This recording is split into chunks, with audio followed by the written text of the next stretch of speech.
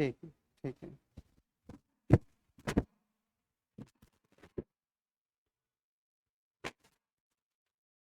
तो मेरा नाम है विकास बहरे और मैं क्या पढ़ाऊंगा? हिस्ट्री। हिस्ट्री में क्या पढ़ना है आपको? अंदाजा है कुछ?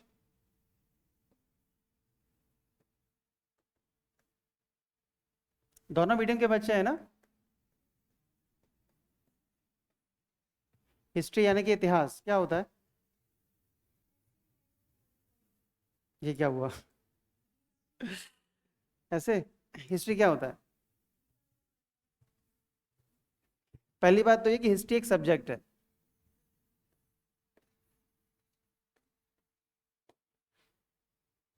आप एक सब्जेक्ट पढ़ने आए ना, तो पहली बात तो ये कि हिस्ट्री एक सब्जेक्ट है। अब इसमें क्या पढ़ते हैं? पास्ट। अब आओ, अब आओ, इसमें हम पढ़ते हैं पास्ट। लेकिन ध्यान रखिएगा, हिस्ट्री में कहा तो ये जाता है कि जो डेट्स हैं या जो इंसिडेंट्स हैं या फिर जो नेम्स हैं लोगों के, उनको पढ़ा जाता है। लेकिन इसको अगर हायर लेवल पे लेके जाएंगे, अब चूंकि आप यूपीएससी की या पीएससी की तैयारी कर रहे हैं तो आप हायर लेवल पे आ चुके हैं। हिस्ट्री पढ़ते हैं हम इसलिए ताकि ये पता कर सके कि बदलाव क्या हुए और बदलाव क्यों हुए, द चेंजेस। पास्ट में आपको मुझे पढ़ा जाएगा, मुझे तो नहीं पढ़ा जाएगा। आप लोग शायद कुछ करो जीवन में तो उससे पढ़ा जा सकता है, मेरा तो हो गया। ठीक है, तो ध्यान रखना, हिस्ट्री में हम लोग फोकस करते हैं चेंजेस के ऊपर। और दूसरा, फैक्टर्स ऑफ चेंजेस, यानी कि हम लोग पढ़ते हैं परिवर्तन और परिवर्तन के लिए उत्तरदायी कारक। समझ पा रहे हैं क्या? आप ये इमेजिन कर सकते हो कि अकबर जब था, अकबर को तो जानते ही हो सब लोग। अकबर जब था इस देश में तो उसके समय में इस देश की पॉपुलेशन कैसे भी नहीं तो 20 करोड़ तो होगी। तो उन 20 करोड़ लोगों में से कितनों को पढ़ते हैं? मुश्किल से 100। यानी कि उन्होंने हिस्ट्री को चेंज किया। तो सबका पास नहीं पढ़ा जाता, हम उनका पास पढ़ते हैं जिन्होंने हिस्ट्री को चेंज किया है। वरना तो पास्ट में तो सब कुछ था। तो ध्यान रखिएगा, आपको इंटरव्यू में ये कहना पड़ेगा कि इंटरव्यू में आपको कहना पड़ेगा कि हम पढ़ते हैं परिवर्तन और परिवर्तन के लिए उत्तरदायी कारक। ये आपका इंटरव्यू का आंसर बनेगा। ऐसे तो आप कह सकते स्टडी ऑफ पास्ट। तो सब पढ़ते हैं क्या? अपन नहीं पढ़ते हैं, तो रफली दिमाग में रखिएगा। अब इसके बाद में हिस्ट्री में जो टॉपिक्स हैं, या कोई पर्सन है, या कोई प्लेस है, या कोई इंसिडेंट है, ठीक है, कोई विषय है या कोई मुद्दा है, कोई व्यक्ति है, कोई स्थान है, कोई घटना है, वो इतिहास में क्यों आएगा और कैसे नहीं आएगा? मतलब किसी चीज को इतिहास में हम पढ़ेंगे, क्यों पढ़ेंगे, और नहीं पढ़ेंगे तो क्यों नहीं पढ़ेंगे? एग्जाम्पल देके पूछ लेता हूँ कि हिस्ट्री में मैं आपको पूरी हिस्ट्री पढ़ाऊंगा, पूरी इंडियन हिस्ट्री पढ़ाऊंगा, और उसमें इवन भगवान बुद्ध भी आएंगे, भगवान महावीर जैन भी आएंगे, लेकिन उसमें भगवान राम नहीं आएंगे, कृष्ण नहीं आएंगे। क्यों?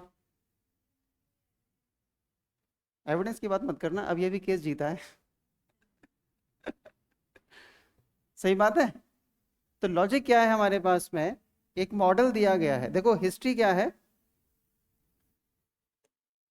हिस्ट्री क्या है?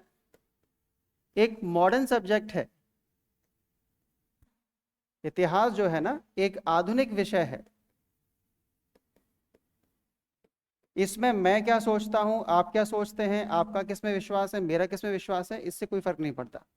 हिस्ट्री में हम लोग एक स्टैंडर्ड फॉलो करने की कोशिश करते हैं। हम लोग इतिहास में या किसी भी आधुनिक विषय में एक मानक, इतिहास में हम या किसी भी आधुनिक विषय में एक मानक यानी कि स्टैंडर्ड फॉलो करने की कोशिश करते हैं, ताकि कोई ये ना कह पाए अच्छा तुमने अपने अपने विषय डाल दिए, हमारे छोड़ दिए। है ना? क्योंकि इस देश में अनेक जातियां, अनेक क्षेत्र, अनेक धर्म, अनेक देश, तो अलग अलग संस्कृतियों के लोग आरोप लगा सकते हैं ना कि तुमने एक विषय में अपनी अपनी इतिहास भर दिया, हमारे को छोड़ दो तुमने। तो ये आरोप ना लगे, इसलिए हमें किसी भी विषय के अंदर क्या करना पड़ता है, स्टैंडर्डाइजेशन, हमें उसका मानकीकरण करना पड़ता है। तो उसके मानक है हमारे। मानक क्या है हमारे? मानक ये है हमारे कि इतिहास में वो सारी चीजें आएंगी जिसके संबंध में हमको पीपीटी पता है। प्लेस, पर्सन, टाइम, समय, व्यक्ति और स्थान, मानक है। और आपको मानक पसंद नहीं है तो चेंज करो, आप पीएचडी करो हिस्ट्री में, नई थ्योरीज दो, नए कॉन्सेप्ट्स दो, हम एक्सेप्ट करेंगे अगर एक्सेप्ट करने लायक होंगे तो मानकीकरण बहुत जरूरी होता है, अन्यथा सब अपने अपने पूर्वाग्रहों या प्रेजुडिसेस के हिसाब से किसी भी विषय में परिवर्तन ले आएंगे। हमें पसंद नहीं है राम, राम को नहीं पढ़ा रहे, हमें पसंद नहीं है बुद्ध, बुद्ध को नहीं पढ़ा रहे, हमें पसंद नहीं है ईसाई या जीसस क्राइस्ट, हम नहीं पढ़ा रहे। ऐसे थोड़ा ना होता है, एक स्टैंडर्ड होता है, और प्रॉब्लम स्टैंडर्ड से होगी, ना राम से ना बुद्ध से। ठीक है, तो रफली दिमाग में रखना कि इसमें इशू ये आ रहा है, इसमें इशू ये आ रहा है कि जब हम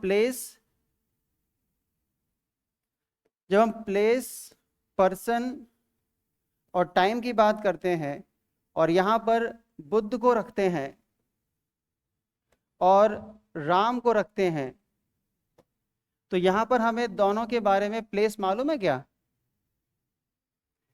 बुद्ध का प्लेस क्या है? बुद्ध का डेट ऑफ प्लेस मालूम है, प्लेस ऑफ डेथ भी मालूम है।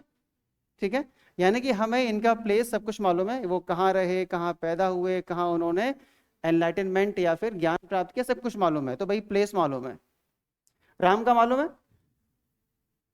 मालूम है, कहाँ पैदा हुए, कहाँ जाके लड़ाई लड़ी, कहाँ से अपनी पत्नी को लेके आए, फिर कहाँ पर क्या क्या किया, सब मालूम है। प्लेस भी मालूम है, ठीक है। पर्सन मालूम है, मतलब उनकी फैमिली मालूम है। हाँ, हमें उनका, शाक्य कुल के थे वो, शाक्य डायनेस्टी के थे वो, शाक्य क्लैन क्षत्रिय थे वो, कौन? बुद्ध। और राम क्या थे? रघुवंशी थे। दशरथ को तो अपन जानते ही हैं, उनके भी पहले अब सब राजाओं के नाम मालूम है, उनके उनके कुल में जितने भी लोग थे सबका मालूम है। तो भाई ठीक है, फैमिली मालूम है। तो हमको फैमिली मालूम है, लेकिन टाइम में जब बात आएगी तो ये आएगी कि ये जो व्यक्ति है वो 563 में पैदा हुए, 563 बीसी में पैदा हुए और 483 में ये मर गए। राम के केस में क्या है? द्वापर युग, त्रेता युग। हिंदू हो ना ज्यादातर लोग, बताओ त्रेता में। तो हिंदू मैथोलॉजी के अकॉर्डिंग राम जो है त्रेता युग में पैदा हुए, लेकिन जो मॉडर्न टाइम स्केल है हमारी, सतयुग में तो राजा हरिश्चंद्र थे। सतयुग में क्या? वो द्वापर में है। चलो इसको अपन छोड़ देते हैं अपन गूगल बाद में कर लेंगे। तो रफली दिमाग में रखना कि हमारा जो मॉडर्न टाइम स्केल है, अब मुझे क्यों नहीं पता, क्योंकि राम इतिहास में नहीं आते ना ऐसे। तो रफली दिमाग में रखना कि मॉडर्न टाइम स्केल के अकॉर्डिंग त्रेता युग का हमें कोई अता पता नहीं है। तो हम इस बात पे पहुंचते हैं, इस कंक्लूजन पे पहुंचते हैं कि हमें नहीं पता कि राम का जन्म कब हुआ था अकॉर्डिंग टू हिस्ट्री और अकॉर्डिंग टू हिस्टोरिकल स्केल। इस वजह से हम उसको नहीं पढ़ते। किसको नहीं पढ़ते? राम को नहीं पढ़ते। या फिर किसी भी चीज को पढ़ेंगे इतिहास में, हिस्ट्री में, उसका आधार क्या होगा? पीपीटी। अगर हमें उस विषय के संबंध में पीपीटी मालूम है तो वो हिस्टोरिकल व्यक्ति है, हिस्टोरिकल इंसिडेंस है। और अगर नहीं मालूम है, ऐतिहासिक। अगर किसी चीज के बारे में पीपीटी पता है तो वो हिस्टोरिकल है, ऐतिहासिक है। और अगर हमें नहीं पता है तो वो हो जाएगा माइथोलॉजिकल या पौराणिक या काल्पनिक। तो भगवान को हम काल्पनिक नहीं कह सकते तो पौराणिक कह देते हैं, लड़ाई हो जाएगी ना भगवान को, तो आपने काल्पनिक कहा तो है ना, अभी तो मस्जिद तोड़ी, आपका सर भी फोड़ देंगे ठीक है। तो रफली दिमाग में रखना कि आपसे इंटरव्यू में पूछा जाएगा,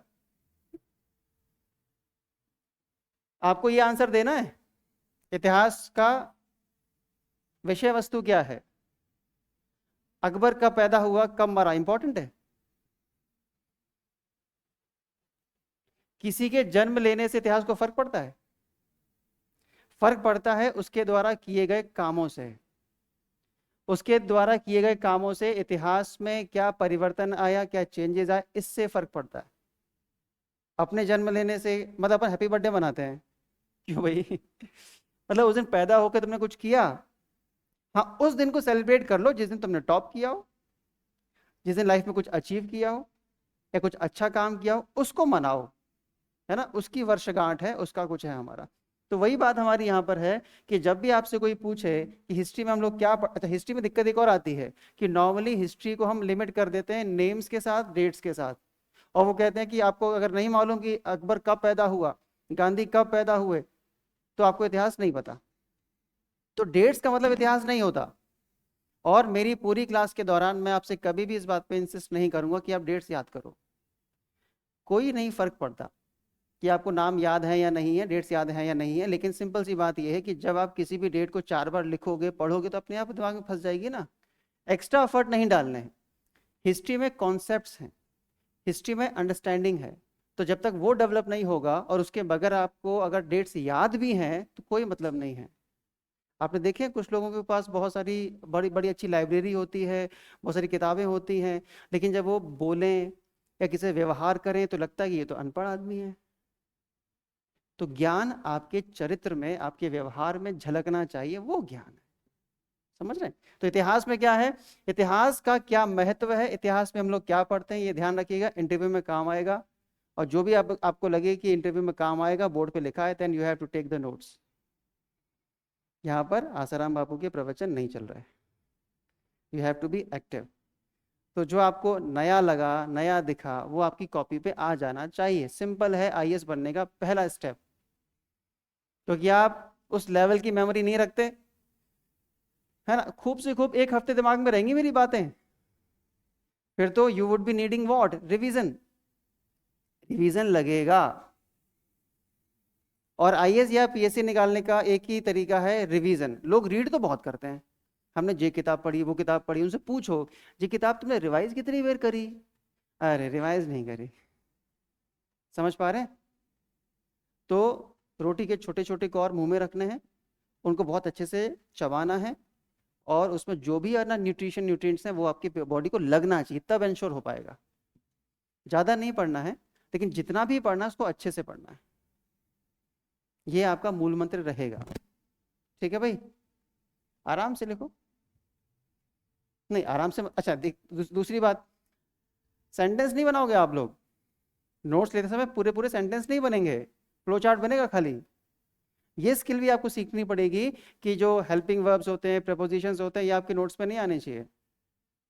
आप ही को तो पढ़ने हैं, आप नहीं समझ पाओगे यहाँ पर इज आता या एम आ रहा था। समझ रहे हो आप? आपका कंपटीशन किससे है मालूम है? बेरोजगार आईआईटीएन से, जिनको अभी तक ये समझ में नहीं आया कि आईआईटी में जाके उनके सपने शायद पूरे नहीं होंगे, अब उनको आईएएस बनना है। समझ पा रहे हो आप? मतलब उन्होंने आपको 12वीं में निपटाया। कैसे निपटाया? आपके पापा नहीं कहते थे बिन को मोड़ा सिलेक्ट होगा, उनकी मोड़ी सिलेक्ट हो गई है। आपका जिंदगी में नरक बना दिया है। 12वीं 10वीं में नरक, आपके जीवन में जहर बोया उन लोगों ने, फिर 12वीं में जहर बोया, फिर कोई एग्जाम निकाला मेडिकल का, इंजीनियरिंग का, तब जहर बोया, और ये फिर आगे ग्रेजुएशन के बाद खून पीने। इनसे कंपटीशन है आपका। और सबसे बड़ी बात ये कि स्कूल में तो वो आपकी जैसे स्कूल में थे, लेकिन कॉलेज में उन्होंने इस देश के सबसे अच्छे इंस्टीट्यूशंस में जाके सबसे अच्छे प्रोफेसर से पढ़ा है। तो आपको तो वो ऐसे निपटा देंगे आपको, आप कहीं स्टैंड नहीं करते। आपके लिए जो लास्ट मौका है अपने आप को बेहतर करने का, वो ये है।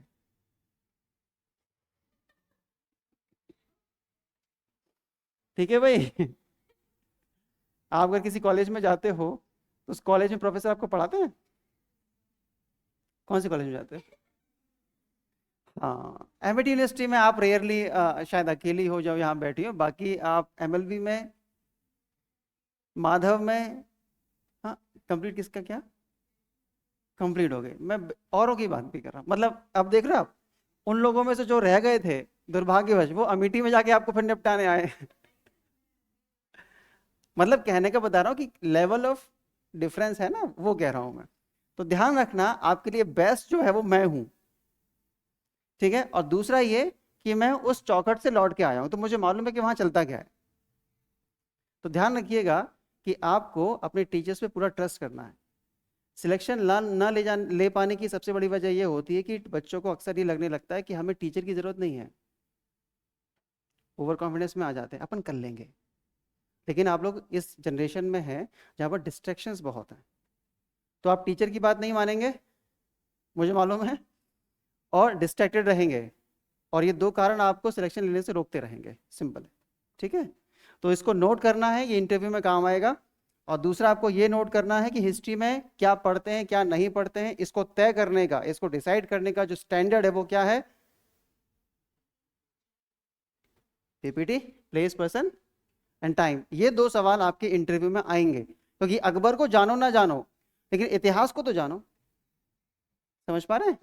ऐसे लिख लिया सबने?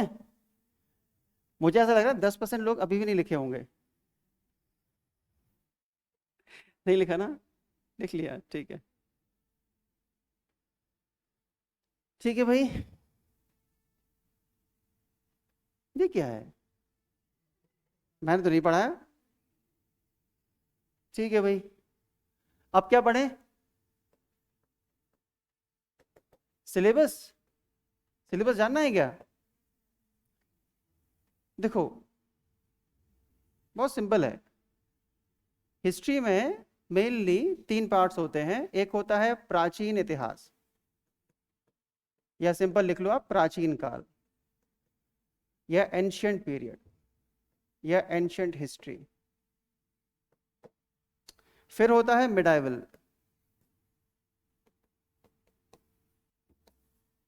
और मध्यकालीन भारत, या मध्यकालीन इतिहास।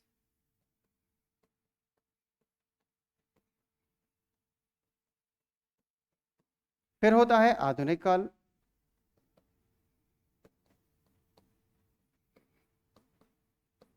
या मॉडर्न हिस्ट्री।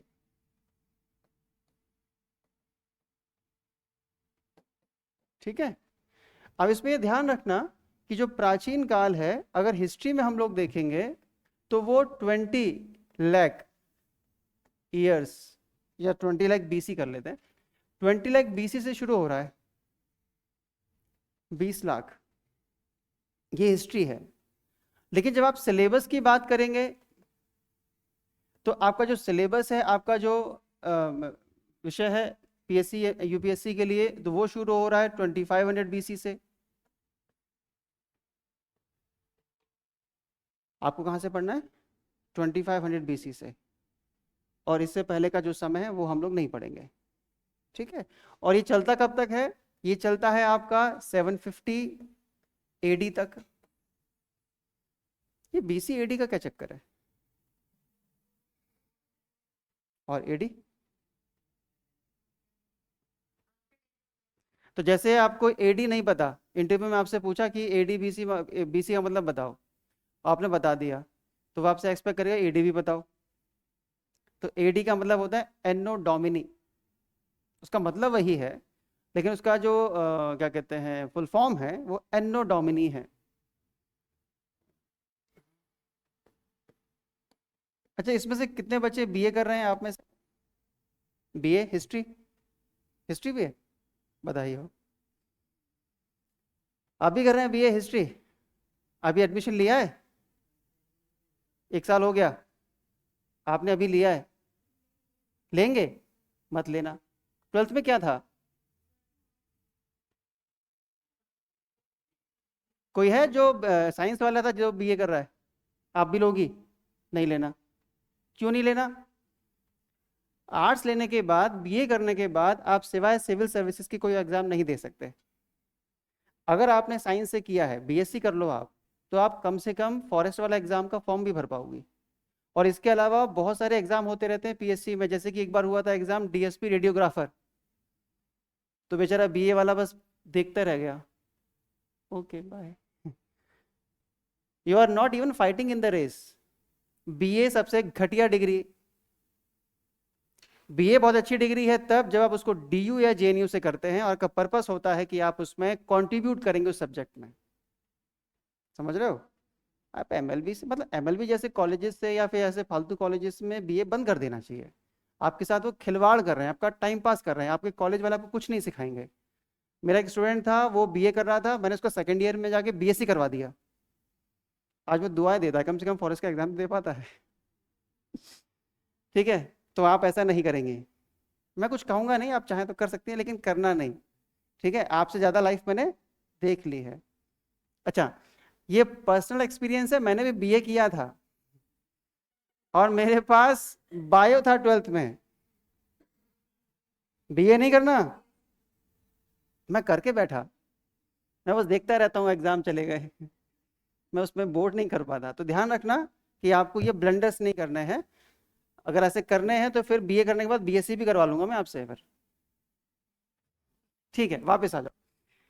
ये गैप कितना हो रहा है 2500 बीसी और 750 एडी के बीच में? गैप कितना है? कितने नंबर ऑफ ईयर्स है?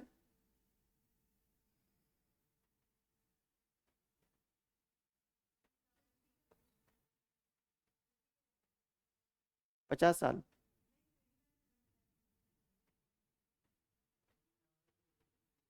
नहीं, मुझे तो एक नंबर चाहिए था, एक नंबर चाहिए था मुझे। एक चीज बताता हूँ, एक कॉन्सेप्ट और बताता हूँ। अभी क्या चल रहा है, एडी में कि बीसी में है?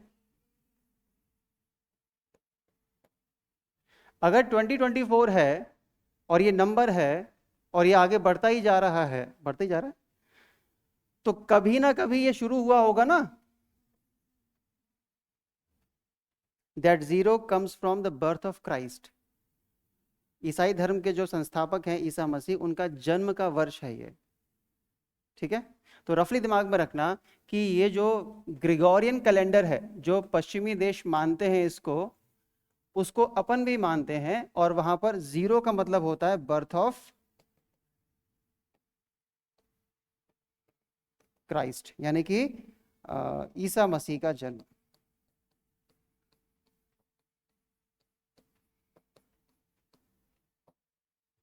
अब इसके बाद जो समय है वो एडी में है, या फिर हिंदी में इसको बोलते हैं ईसवी। एडी मतलब ईसवी। और उससे पहले का जो समय है वो है बीसी, यानी कि हिंदी में बोलते हैं ईसा पूर्व। तो कहानी ये बन रही है कि हम बात कर रहे हैं कि 2500 बीसी से हम पढ़ना शुरू करेंगे और हम पढ़ेंगे 750 एडी तक। अब डिफरेंस बताओ। अब तो कर लेंगे, माइनस करेंगे, प्लस करेंगे, इजी, वेरी इजी। ठीक है ना? नहीं, नहीं समझ पा रहे? मैं कहाँ खड़ा हूं? 2500 बीसी में। अब मैं यहां से चल के आया, तो ये कितने वर्ष हुए, कितने ईयर्स हुए? 2500 साल। अब मैं और चला 750, तो 2500 में 750 ऐड करेंगे या हटाएंगे? ऐड करेंगे, सिंपल हो गया। ठीक है, एक और मैं आपको क्वेश्चन देता हूं जो किसी एग्जाम में कभी आया था। हमारा एक कैलेंडर है, शक कैलेंडर या शक संवत। ये शुरू हुआ था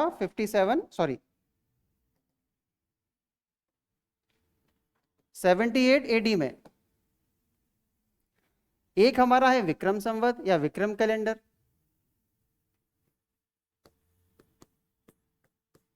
विक्रम संवत या विक्रम कैलेंडर।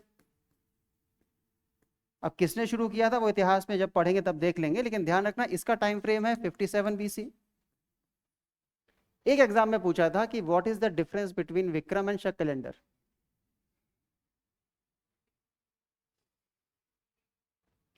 बताएं, नहीं बता पा रहे? अच्छा, सुना ही नहीं? ओम इग्नोर आए ना वहां। इस आदमी को इग्नोर मारना है अपने को क्या? ये फालतू बात ज्यादा कर रहा है।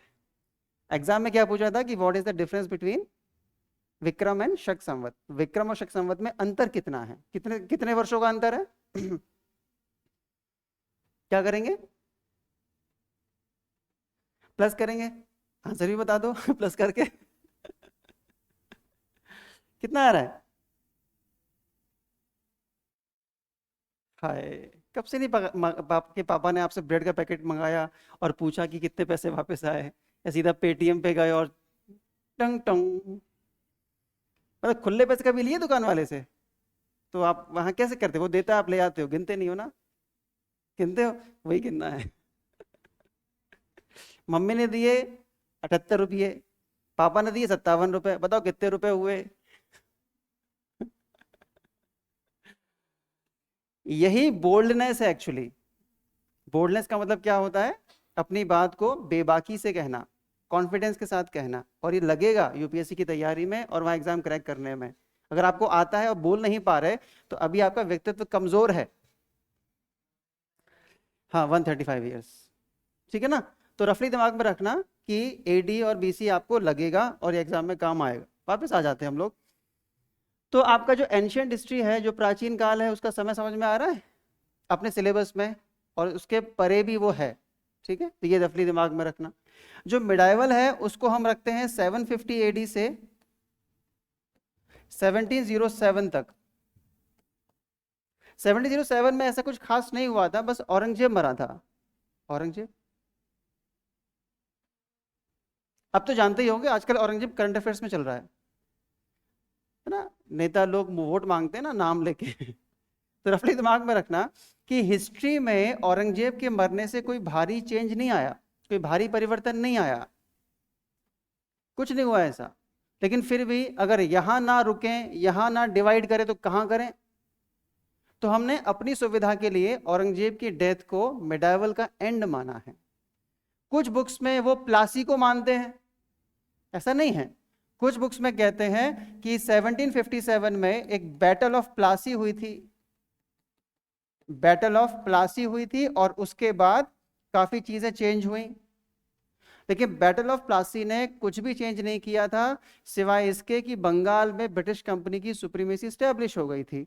तो बंगाल के लिए तुम्हारा चीजें बदली है ना, तो बाकी देश तो नहीं देख रहा ना तुमको। तो ये इसमें डिबेट कर सकते हो कि सर इसी समय क्यों किया, उसी समय क्यों किया, लेकिन आप ये समझ लो कि generally 1707 has been considered to be the partition year between modern and medieval history. This is the point. तो अपना इसमें ज्यादा अपने को डिबेट में नहीं जाना है। मिडाइवल हिस्ट्री का मतलब होता है 18th सेंचुरी का अंत। अच्छा, ये सेंचुरी कौन सी है, आप मुझे बता पाओगे सेंचुरी कौन सी है? शताब्दी कौन सी है ये? 750 लिखा है बेटा, आप इसको 6th सेंचुरी कैसे कह सकती हो? ये तो आसपास भी नहीं है उसके। हाँ भाई, एक और ट्रिकी क्वेश्चन आ गया आपके लिए। ये कौन सी शताब्दी चल रही है जब मैं लिख रहा हूं 750 एडी? 8th century? कोई मना कर रहा है? 8th है, ठीक है। अगर स्कोर बोर्ड पे लिखा हो कि इतने ओवर हो गए हैं, या ये स्कोर चल रहा है आपके बॉलिंग वाला, तो कौन सा ओवर चल रहा है? इजी पीजी, समझ में आ रहा है ना? 2.3 मतलब तीसरा ओवर, तो 750 मतलब 700 हो चुके हैं, 8वां चल रहा है, तो 8वीं शताब्दी चल रही है, in the middle of the 8th century. तो रफली दिमाग में रखना, this is middle of the 8th century AD. और ये क्या है? इट इज रफली end of 17th century AD. तो ऐसे आप रफली दिमाग में रख लेना, चीजें क्लियर हो जाएंगी। और उसके बाद में जो मॉडर्न हिस्ट्री है, इसको हम लोग 1707 से 1964 तक मानते हैं। 64 में क्या हुआ था? नेहरू जी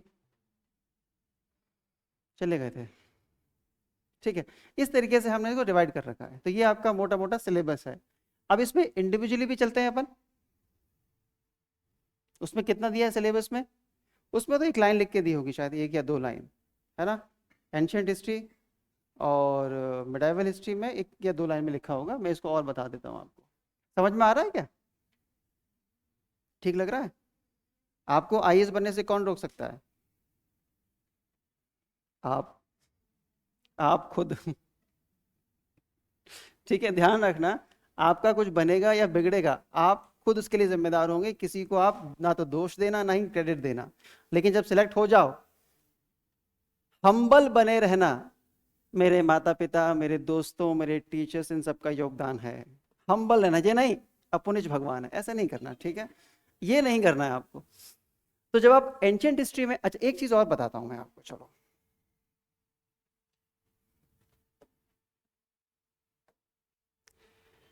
हिस्ट्री में या हिस्टोरिकल जो पीरियड्स होते हैं, इसको हमने 3 कैटेगरी में बांट रखा है। एक होता है आपका प्री हिस्ट्री। प्री हिस्ट्री का मतलब होता है प्राग ऐतिहासिक काल।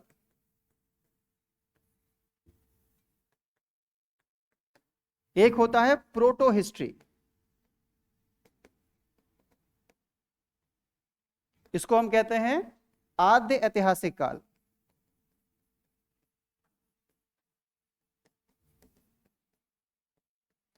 और फिर होता है आपका हिस्ट्री, यानी कि ऐतिहासिक काल।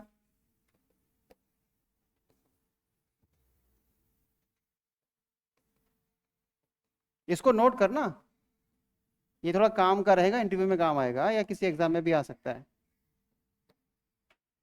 अच्छा, हिस्ट्री पढ़ने का बेसिस क्या है या सोर्स क्या है हमारे पास? आपको क्या पता, आपको कैसे पता कि अकबर था? वेरी गुड, ठीक है। या तो आपको कुछ लिखा हुआ मिला, कुछ आपको रिटर्न मटेरियल मिला, तो उसको हमने बोल दिया भाई लिटरेचर है वो, या लिटरेरी सोर्सेज हैं वो, या साहित्यिक स्रोत हैं वो, साहित्यिक स्रोत हैं वो। दूसरा, आपके घर में जाएंगे तो आपका घर का सामान मिलेगा। सामान को देख के हम कह सकते हैं कि यहाँ पर किस टाइप के लोग रहते हैं, है ना? बर्तन किस टाइप के हैं, पलंग किस टाइप का है, पंखा किस टाइप का है, एसी किस टाइप का है, कूलर किस टाइप का है। तो पुराने जमाने के जो सामान होते हैं उनको हम पढ़ते हैं आर्कियोलॉजी में। मतलब वहां कुछ लिखा नहीं रहता, है ना?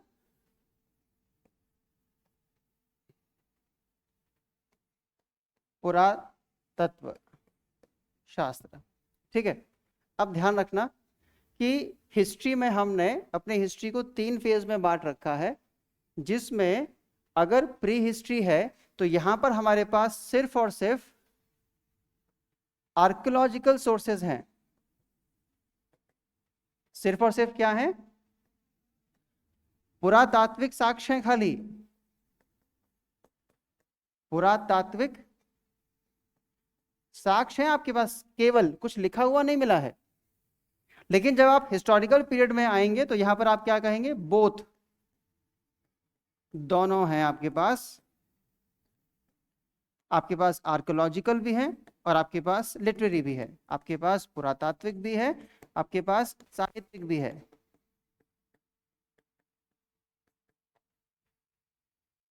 लेकिन इसका क्या लोचा है प्रोटो का? प्रोटो में क्या दिक्कत है? प्रोटो के साथ प्रॉब्लम ये आती है कि प्रोटो में हमारे पास मेनली आर्कियोलॉजिकल है, मेनली हमारे पास पुरातात्विक साक्ष्य हैं। और यहां पर हमारे पास एक एग्जाम्पल है, अगर आपने सुना होगा, इंडस वैली सिविलाइजेशन। सुना है क्या? सुन लो, अब सुन लेंगे। क्या है हमारे पास? सिंधु घाटी सभ्यता। सिंधु घाटी सभ्यता इतिहास में एक कालखंड है जिसमें लोगों ने बहुत ज़्यादा प्रगति, मटेरियल डेवलपमेंट कर लिया था। वो अपना एक टॉपिक रहेगा, पहला ही टॉपिक रहेगा वो। तो ध्यान रखना कि सिंधु घाटी सभ्यता के बारे में एक अच्छी या बुरी इंटरेस्टिंग बात क्या है कि वहाँ पर हमारे पास लिटरेरी सोर्सेज नहीं है, लेकिन वो लोग स्क्रिप्ट लिखते थे, या स्क्रिप्ट उनके पास में थी, वो लिखना जानते थे। आप नहीं पढ़ पाए, वो आपकी कमी, आप पेपर में लिखाओ। पापा मैंने बड़ा बढ़िया लिखा है, लेकिन आपकी जो स्क्रिप्ट है जिसमें आप लिख रहे हो वो खुद खुद लिखे खुदा बाँचे, होते ना कुछ, आप लिखें और आपके अलावा कोई ना पढ़ पाए, तो इस लिपि में लिखेंगे, इस स्क्रिप्ट में लिखेंगे तो फिर खेल होना है आपका। तो ध्यान रखना कि आईवीसी में स्क्रिप्ट तो है लेकिन हम पढ़ नहीं पाए हैं, और इस वजह से लिटरेरी सोर्सेज नहीं है, और इस वजह से उसको हम कहाँ रखते हैं, प्रोटो हिस्ट्री में। बेसिस क्या, ये भी इंटरव्यू में क्वेश्चन बनेगा क्योंकि ये कॉन्सेप्चुअल है। ध्यान रखना कि आईवीसी में हमारे पास क्या है, आर्कियोलॉजिकल सोर्सेज हैं, पुरातात्विक साक्ष्य हैं, बट स्क्रिप्ट डिड एग्जिस्ट, यानी कि लिपि का उपयोग होता था। ठीक है, और ये दिक्कत क्या है इसमें, लिपि के साथ में पढ़ नहीं पाए हैं, इट हैज रिमेन्ड अनडेसिफर्ड। पढ़ा है ना, ठीक है, इसको हम पढ़ नहीं सके हैं, ये क्या है,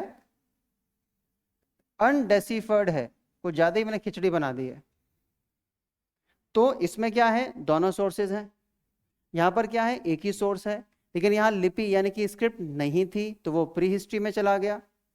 लेकिन हमारे पास में दो फेजेस हैं जहां पर हमारे पास एक में तो स्क्रिप्ट है, पढ़ नहीं पाए हैं, तो इसको हम कहाँ रखते हैं, प्रोटो हिस्ट्री में, मतलब स्क्रिप्ट है पढ़ नहीं पाए।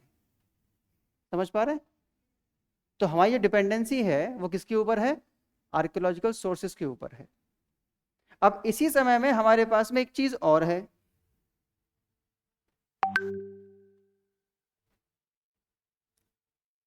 इसी समय में हमारे पास में एक चीज और है, और उसको हम कहते हैं, तो चेंज ही करते हैं क्या, एक और समय है जिसको हमने प्रोटो हिस्ट्री में रखा है।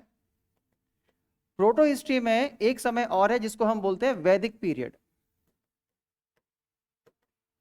वैदिक पीरियड में हमारे पास में लिटरेचर है, वेद सुने, वेद कितने होते हैं, सबसे पुराना, पढ़ पढ़ के आ रहे हो, कुछ तो गड़बड़ है, किसकी तैयारी की है, नहीं, मैं तो जानता था कि हम लोग स्कूल में पढ़ते हैं सिर्फ एग्जाम के लिए, एग्जाम के बाद कुछ अगर दिमाग में रह जा रहा है तो ये आपका क्राइम है, you are not following the tradition.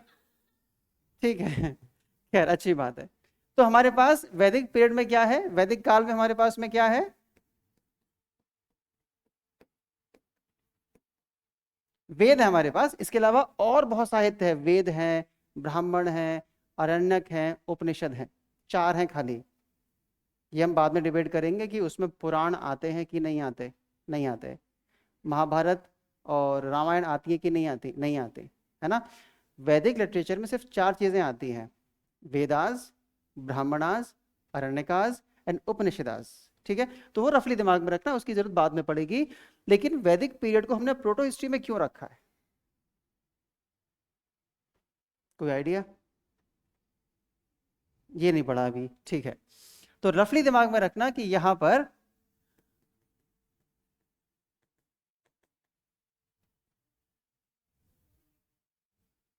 वैदिक काल में लोग मानते थे लिखने वाले मूर्ख होते हैं, नहीं ये मैं अपनी तरफ से कह रहा हूं, लिखने वाले मूर्ख होते हैं, क्यों क्यों होते हैं, याद कर लो ना, लिखना क्यों है,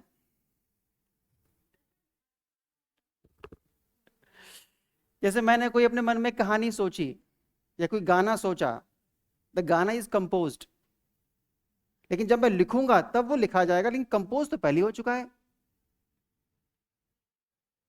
लिखे गए हैं अराउंड 300 एडी के आसपास। वैदिक पीरियड है कौन सा, वैदिक पीरियड है 1500 बीसी से लेकर 600 बीसी का। वेदों को लिखा या रिटर्न फॉर्म में कब लाया गया, वो लाया गया 300 एडी के लगभग। तो आपके पास जो वेद हैं वो उस समय के नहीं है जब उनका ओरिजिन हुआ था, उनकी उत्पत्ति हुई थी, उन्हें लिखा गया है 300 एडी में, और तब के आपके पास कुछ मैन्युस्क्रिप्ट्स इक्का दुक्का मिल जाते हैं, वरना उतने पुराने मिलते भी नहीं हैं।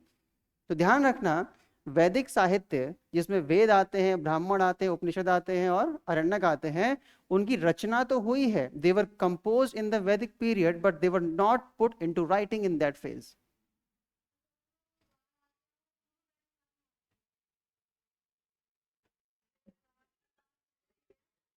पुराण तो मैंने नहीं कहा अभी।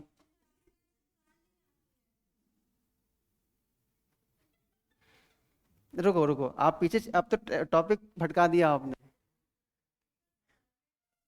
हाँ हाँ, मैं तो ऐसे ही हंसते हंसते रहना चाहिए, दिल पे नहीं लेना। 600 बीसी के पहले का जो समय है ना, वो वैदिक पीरियड है, राइट। और उसके बाद का जो समय है वो है पोस्ट वैदिक। अगर आप हिंदी में लिखेंगे तो उसको बोलेंगे वैदिकोत्तर। वैदिकोत्तर, उत्तर वैदिक मत कहो, अभी बता रहा हूं मैं। अब इसमें ये भी देखो कि 1500 बीसी में जब ये समय शुरू हुआ था, तो हमने क्या कर रखा है कि अराउंड 1000 बीसी में इसमें एक और पार्टीशन लगा दिया है, यानी कि हमने इसको बोला है अर्ली वैदिक। अर्ली वैदिक का मतलब होता है पूर्व वैदिक काल, और इसको हमने बोला है लेटर वैदिक, जिसको हमने बोला है वैदिकोत्तर नहीं, उत्तर वैदिक काल। आ जाओ समझ लो, वैदिकोत्तर अलग होता है, उत्तर वैदिक अलग होता है, पूर्व वैदिक अलग होता है। 500 से 1000 बीसी तक पूर्व वैदिक, 1000 से 600 बीसी तक उत्तर वैदिक, और 600 बीसी से लेकर अराउंड 323 बीसी तक वैदिकोत्तर काल। वैदिकोत्तर मतलब पोस्ट वैदिक, अर्ली वैदिक, लेटर वैदिक। एग्जाम में पूछ रहा होगा पोस्ट वैदिक, और आपका दिमाग सुभान अल्लाह लिख रहा होगा लेटर वैदिक, होगा, लिखवा लो मेरे से। आपसे पूछा जाएगा लेटर वैदिक को समझाइए, उसकी सोसाइटी को समझाइए, उसके रिलीजन को समझाइए, उस समय की पॉलिटिकल स्ट्रक्चर को समझाइए, और आपका दिमाग लिख रहा होगा वैदिकोत्तर काल के बारे में। होगा दिमाग में, ऐसा होगा।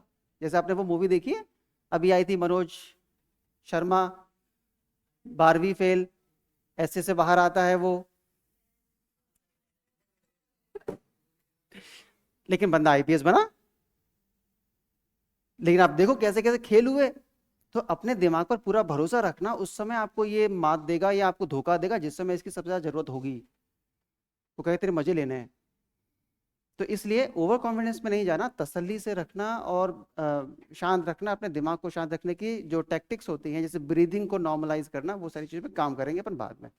तो रफली ठीक है दीदी, क्लियर हुआ। वापस आ जाओ। तो यहाँ पर दिमाग में रखिएगा कि हमारे पास में प्रोटो हिस्ट्री में दो फेज हैं। प्रोटो हिस्ट्री में हमारे पास में दो क्राइटेरिया हैं, एक तो ये कि वहां पर स्क्रिप्ट या तो नहीं है या पढ़ नहीं पाए हैं। तो प्रोटो हिस्ट्री में कौन कौन से फेज आएंगे, उसका क्राइटेरिया क्या रहेगा कि जो स्क्रिप्ट है, स्क्रिप्ट लोग सब लोग समझते हैं ना, स्क्रिप्ट तो है लेकिन वो अनडेसिफर्ड है। तो जो लिखा गया वो हम नहीं पढ़ पाए, वो हमारे पास अवेलेबल ही नहीं है समझने के लिए, जानने के लिए, तो वो अनडेसिफर्ड है, पढ़ी नहीं जा सकी है। तो ये भी आपसे पूछेगा, और इसका एग्जाम्पल क्या है, आईवीसी। और अगर स्क्रिप्ट है ही नहीं, स्क्रिप्ट नहीं है लेकिन लिटरेचर है, तो वो भी प्रोटो हिस्ट्री में आएगा, और दैट वुड बी वैदिक पीरियड। समझ पा रहे हैं क्या, ये कॉन्सेप्ट्स हैं। अकबर का नाम क्या था बचपन में, उसको टिल्लू कहते थे, कोई फर्क नहीं पड़ता। This is history, this is understanding of history, है ना। लोग नहीं कहते कि महाराणा प्रताप ये थे, अकबर औरंगजेब ऐसे थे, उन्होंने हिंदुओं को मारा, वो इतिहास नहीं है। उस पर बात वो लोग करेंगे जिनको इतिहास से कोई मतलब नहीं है, उनको इतिहास के अलावा सबसे मतलब है। और आप लोग उस पर फालतू की बहस में नहीं पढ़ेंगे, क्योंकि आपको इतिहास से मतलब है। आप इतिहास पढ़ेंगे ना हिंदू होकर, ना मुसलमान होकर, ना लड़का होकर, ना लड़की होकर, एक विद्यार्थी एज ए स्टूडेंट होकर आप इतिहास को पढ़ेंगे, किसी भी सब्जेक्ट को अप्रोच करेंगे, तब वो आपके साथ न्याय करेगा, है ना। आप कहो कि देखो जी हमें पंडित जी को जला रहे जिंदा, दर्द हो रहा है, तो इतिहास नहीं पढ़ पाएंगे आप, ठीक है ना। तो रफली दिमाग में रखना, you have to become student. तो सिलेबस की हम लोग बात कर रहे थे, ये 3 फेज आपको समझ में आ गए। अब इसमें हम लोग कुछ बातें कर लेते हैं टॉपिक्स की। रफली बता दूं क्या? अब 1 घंटे में आपको क्या ही पढ़ा पाऊंगा मैं, नहीं टॉपिक्स तो वैसे भी नहीं हो पाएंगे, लिखवा दूं? तो ये तो वो है, सिलेबस समझाने का मतलब होता है कि एक समंदर की बात करना। फिर भी उन्होंने मेरा 10 मिनट खाया तो मैं भी उनका 10 मिनट खाता हूं। एंशियंट में, प्राचीन काल में जो टॉपिक्स हैं उसमें पहला है आईवीसी, दूसरा है वैदिक पीरियड, इसको लिखना, वैदिक मतलब वैदिक। फिर हो जाएगा आपका पोस्ट वैदिक, पोस्ट वैदिक मतलब वैदिकोत्तर, वैदिकोत्तर, और इसी को हम लोग बोलते हैं महाजनपद, महाजनपद एरा और महाजनपद पीरियड, ये लिखते हुए चलना। इसी को बोलते हैं हम लोग बुद्धा एज, बुद्ध यहीं पर हुए थे, या बुद्ध काल। फिर आएगा आपका मौर्यन पीरियड, मौर्यन पीरियड और मौर्य काल। फिर आएगा आपका मौर्योत्तर काल, मौर्योत्तर काल और पोस्ट मौर्यन पीरियड।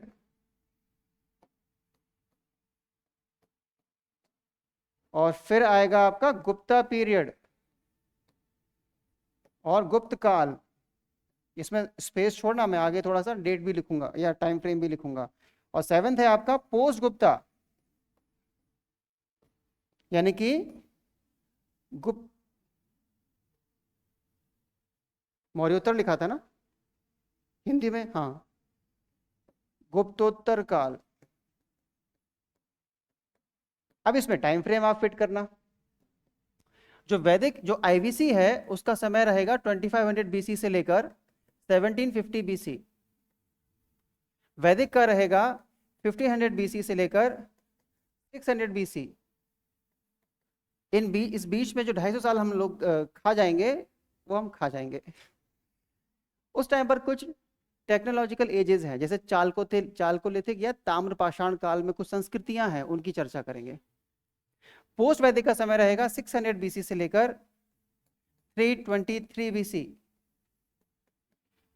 ठीक है, वो पूरा एक ही है, ये तीनों एक ही समय को हम लोगों ने पोस्ट वैदिक बोला है, महाजनपद बोला है, बुद्ध काल बोला है। तो आप देखें कि यहाँ पर 3 बड़ी घटनाएं हो रही हैं कि वैदिक काल के बाद में एक बड़ा परिवर्तन देखने को मिल रहा है समाज में, राजनीति में, इतिहास, धर्म में और अर्थशास्त्र में। महाजनपद बनेंगे, महाजनपद का मतलब होता है बड़े बड़े राज्य। अब बुद्ध का मतलब तो बुद्ध है, मतलब बुद्ध, समझ रहे हो, ये इतना बड़ा व्यक्ति है कि जिसके समय पर हमने पूरे समय को एक नाम रख दिया कि ये बुद्ध काल है। मतलब उस समय में महावीर जैन भी हुए थे, लेकिन जैन उतना क्रांतिकारी नहीं था। बुद्ध धर्म जो ज्यादा क्रांतिकारी है। जैसे वर्तमान में आप देखेंगे, जब भी लोअर कास्ट का व्यक्ति हिंदू धर्म को गाली देकर धर्म परिवर्तन की बात करता है तो कहां जाता है? इस्लाम की तरफ, क्रिश्चियनिटी की तरफ नहीं, बुद्धिज्म की तरफ। 1955 में जब भीमराव अंबेडकर को अपना धर्म परिवर्तन करना था, तब वो व्यक्ति पिछले 20 साल से ही सोच रहा था किस धर्म में जाऊं, जैनिज्म में जाऊं, ईसाई में जाऊं, सिखिज्म में जाऊं। उसने सब धर्मों को देखा, सबसे बात की, और उसने ये पाया कि सब धर्मों में जो लोअर कास्ट के लोग हैं उनके साथ बदतमीजी होती है। सिर्फ यही एक धर्म था, कौन सा?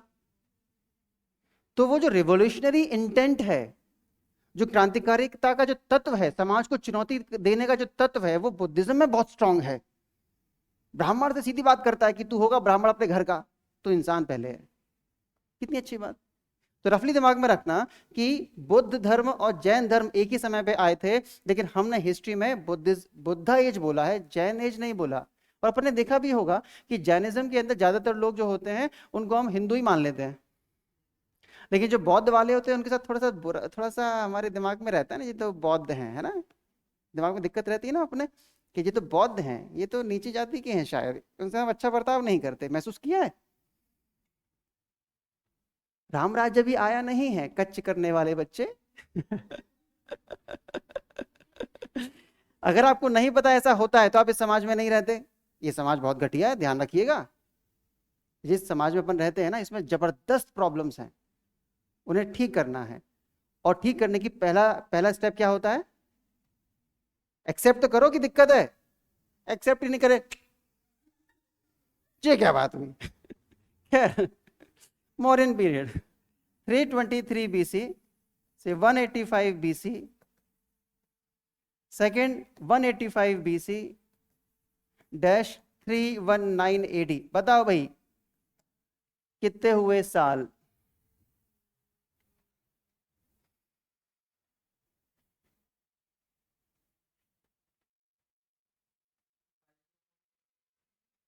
भाई ने प्रॉपर लिखा है कॉपी पे और फिर ऐड किया, फिर बताया आंसर। इस बार कोई गलती नहीं। Very good. मैंने खुद ऐड नहीं किया। देखो लास्ट में 4 आएगा। 50। हाँ ठीक है। गुप्ता एज है 319 से लेकर 550 एडी, और फिर ये है 550 एडी से 750 एडी। ठीक है।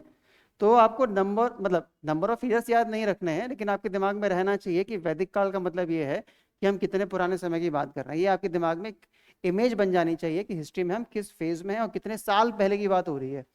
जैसे मैं कहूँ कि वैदिक एज में ऐसा होता था, तो आज से कितने साल पहले? रफली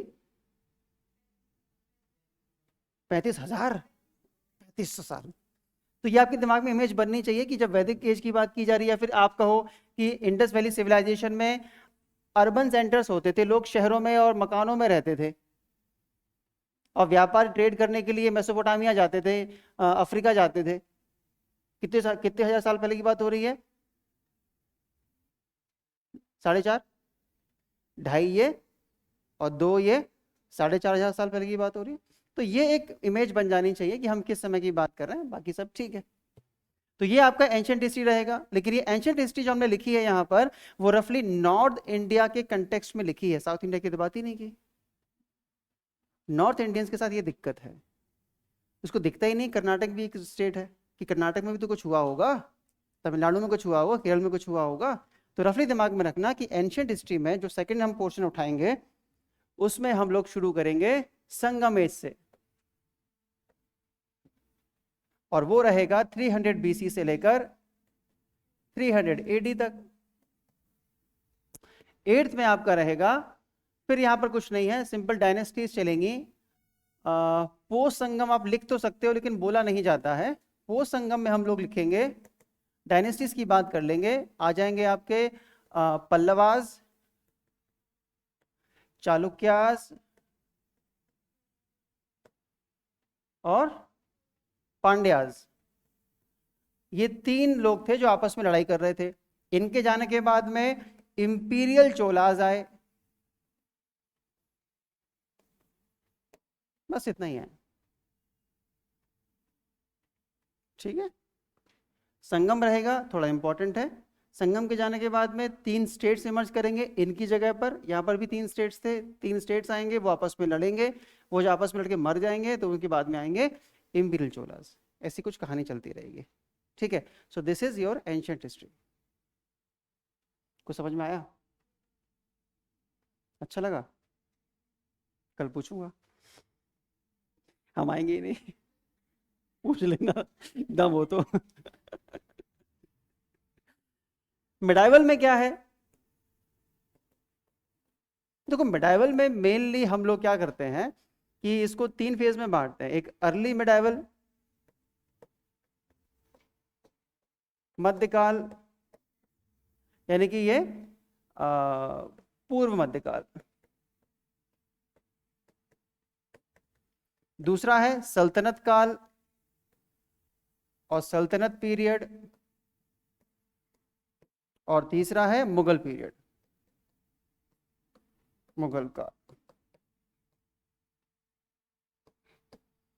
इसका जो टाइम है वो है 750 से लेकर 1200 तक या 1206 तक, और ये है 1206 से लेकर 1526 तक, और ये 1526 से लेकर 1707 तक। ये इजी हो गया है ना। हमको जो कुछ भी मिडाइवल हिस्ट्री में देखने को मिलेगा वो इन्हीं फेज के बीच में आगे पीछे चलता रहेगा, बस छोटी सी बात है। और फिर मॉडर्न में तो कुछ भी नहीं है। मॉडर्न में क्या होगा, मिडाइवल गाड़ा जाएगा जमीन में, है ना। जब आप खुद को नहीं बदलते हैं ना, जिसकी वजह से आप असफल हो रहे थे, आप बर्बाद हो रहे थे, तो कोई और आता है, फिर वो आपको ताबूत में बिछाता है और कील ठोकता है। जो मिडाइवल टेंडेंसीज थी उन्होंने हमको बैकवर्ड बना के रखा, हमने उनको प्रोग्रेसिव नहीं बनाया, मॉडर्नाइज नहीं किया। तो यूरोपियंस आए, ढंग से मारा, समझाया कि मॉडर्निटी कुछ होती है, हम समझे और मॉडर्न हो गए। लेकिन आज भी हम बहुत जगहों पे मॉडर्न नहीं हुए हैं ना, नहीं हुए हैं ना। इस देश में कास्ट सिस्टम है, इस देश में कम्युनलिज्म संप्रदायवाद है, हम मॉडर्न नहीं हुए हैं अभी। तो रफली दिमाग में रखेंगे, जब हम मॉडर्न की बात करेंगे तो मॉडर्न में हम लोग टाइम फ्रेम नहीं देखते हैं। मॉडर्न में कोई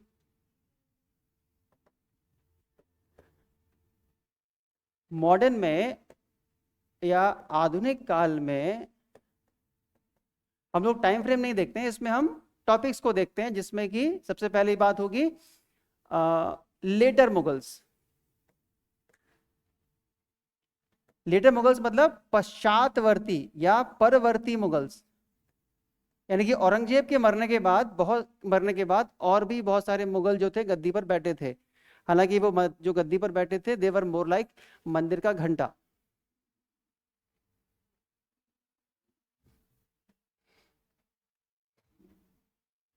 ठीक है, तो उनको सबने बजा दिया ढंग से, हत्याएं हुई हैं। एक राजा था फर्रुखसियार, मुगल बादशाह था फर्रुखसियार, उसको लगता था कि मैं मुगल बादशाह हूं। तो मारवाड़ के राजा थे अजीत सिंह, उन्होंने इंसिस्ट किया कि अपनी लड़की की शादी हमसे करो। और वो राजपूत, बुरा तो अकबर के जमाने से लग रहा था कि अब राजपूत अपनी बेटियों की शादी नहीं करेंगे इनके साथ में, बुरा तब से लग रहा था, लेकिन कह नहीं पा रहे थे क्योंकि वो ताकतवर थे। अब इनमें दम नहीं बची, जब तुम्हें दम नहीं बची तो फिर अकड़ छोड़ दो, जे नहीं माने। तो एक रात क्या हुआ, रात में महल में शोर हुआ, पता नहीं क्या हुआ, किसी ने महाराज के पेट में तलवार घोंप दी है। घोंपने वाले अजीत सिंह थे। अकड़ना तब चाहिए जब पावर होती है। तो रफली दिमाग में रखना, जो लेटर मुगल्स हैं वो रहेंगे 1707 से लेकर 1857 तक। बहादुर शाह जफर याद है, 57 की क्रांति में 86 साल का बूढ़ा व्यक्ति जो कंफ्यूज हो गया था कि ये बागी सैनिक आ गए हैं, हम ही ना मार दें। हाँ ठीक है, जो तुम कहो वही। ठीक है, बहादुर शाह जफर लास्ट थे। इसके बाद में हम लोग बात करेंगे रीजनल स्टेट्स की। किसकी? रीजनल स्टेट्स की, यानी कि स्थानीय राज्यों की। स्थानीय राज्य मतलब Maratha state, Mysore state, Sikh state, ये छोटे छोटे राज्य थे जो मुगलों की लाश पर पैदा हुए थे। मुगलों के जाने के बाद जो बड़ा एम्पायर था, उसके जाने के बाद में इस देश में अलग अलग रीजन्स में स्टेट जो बने थे उनको हम क्या बोलते हैं? रीजनल या स्थानीय राज्य। फिर आपका आधुनिक काल शुरू होगा रियल सेंस में, when we would talk about Europeans. ठीक है, हम जब यूरोपियों की बात करेंगे तब आपका आधुनिक काल शुरू होगा। फिर इसमें हम बात करेंगे, अभी करें क्या? गेट पे कोई खड़ा है क्या? कोई नहीं है ना, कर लेते हैं। तो यहां पर rise of British company, British company का उत्थान, ब्रिटिश कंपनी का उत्थान। इसमें हम लोग पता है क्या पढ़ेंगे? किस तरीके से एक कमर्शियल कंपनी ने, एक एमएनसी ने इस देश के अलग अलग लोगों को, अलग अलग राज्यों के राजाओं को पीट पीट के इस देश पे कब्जा कर लिया। मराठों को पीटा, बंगाल को पीटा, अवध को पीटा, सबको पीटा और इस देश पे अपना झंडा गाड़ दिया। वो कहानी इसमें देखेंगे। फिर हम लोग बात करेंगे पॉलिसीज ऑफ ब्रिटिश कंपनी।